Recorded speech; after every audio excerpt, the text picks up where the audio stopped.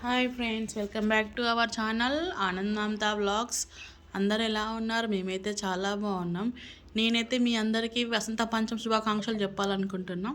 ఎందుకంటే ఈరోజు వసంత పంచమి సరస్వతి దేవి రోజు కాబట్టి మన సబ్స్క్రైబర్స్ వాళ్ళ పిల్లలు అందరికీ మన యూట్యూబ్ అంటేనే మన ఫ్యామిలీ అందరికీ వసంత పంచమి శుభాకాంక్షలు. మీ పిల్లలు మంచిగా చదువుకోవాలి, మంచి స్టేజ్లో ఉండాలని మనస్ఫూర్తిగా కోరుకుంటున్నాం.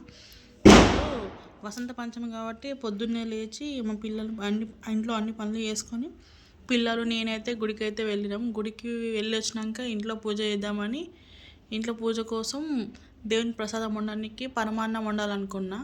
ఇక పాలు వేసి అందులో కొంచెం బియ్యం వేసి బియ్యము మంచిగా ఉడికినాక కొంచెం బెల్లం వేయాలి. బెల్లం వేసినాక కొంచెం నెయ్యి కూడా వేయాలి. మంచిగా దగ్గరికి అయినాక అది ఇక బంద్ చేసి దేవునికి అయితే ప్రసాదంలాగా సమర్పించినాం. నాకైతే చాలా మంచిగా అనిపిస్తుంది ఈరోజు గుడికి వెళ్ళి ఇంట్లో పూజ చేసుకొని. చాలా డేస్ అయింది దేవునికి ప్రసాదం వండక, నా సొంతంగా వండక. ప్రసాదం చేసి వండి పెట్టినందుకు నాకు తృప్తిగా అనిపించింది ఈరోజు. నాకు చాలా హ్యాపీగా ఉంది కూడా. ఇవాళ మా పిల్లలకు గుళ్ళో అయితే మా పిల్లలకి ఇలా పూజ అర్చన చేయించినాము. ఎందుకంటే స్టడీ మంచిగా రావాలి, పిల్లలు చదువుకోవాలి, మంచిగా ఉండాలి, సిద్ధి బుద్ధి అన్నీ రావాలి పిల్లలకని గుళ్ళో పూజ అయితే చేయించినాం. ఇక చూడాలి దేవుని దయ. మా కొడుకు అయితే చాలా అల్లరి చేస్తాడు, అసలు మాట అయినాడు, చదవడు, చెప్పిన మాట అస్సలు వినడు. దేవుని అయితే నేను అదే కోరుకుంటా, ఇప్పుడు నా కొడుకు కోసమే నేను కోరుకుంటా. మా పాప అయితే పర్లేదు, తను ఓకే, కానీ మా బాబాయ్ అల్లరి అవుతుండు.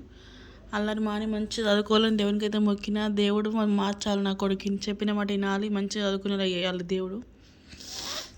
మా ఇంట్లో అయితే అసలు ఇంట్లో మా బాబు లేకపోతే ఉంటేనేమో అల్లరి చేస్తాడు, సతాయిస్తాడు, చెప్పిన మాట అయినాడు. ఇంట్లో ఒకటే అల్లరి అందే ఉంటుంది మొత్తం అల్లరంతా.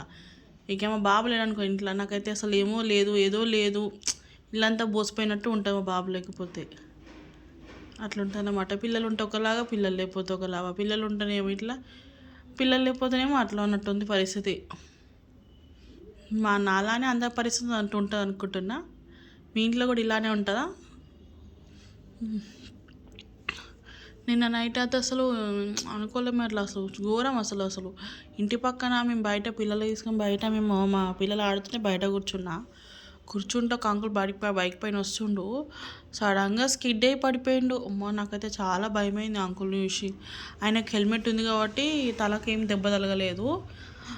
హెల్మెట్ లేకపోతే మాత్రము తల పగిలిపోతుండే. అసలు చాలా భయం వేసింది. అసలు అప్పుడే అనుకున్నా, అమ్మో హెల్మెట్ ఖచ్చితంగా వాడాలి, ఖచ్చితంగా హెల్మెట్ పెట్టుకోవాలి, హెల్మెట్ లేకపోతే ఇంత ప్రమాదం జరుగుతుండే అసలు అని అనిపించింది.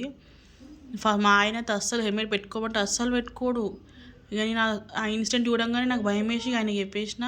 వెంటనే హెల్మెట్ కొనిచ్చి ఆయనకి ఇచ్చిన, పెట్టుకోమని కూడా ప్రామిస్ చేయించుకున్నా. ఎందుకంటే ఆయన మంచిగా ఉంటే మేము మంచిగా ఉంటాం కదా. నా వీడియో నచ్చితే ఒక చిన్న లైక్ చేయండి.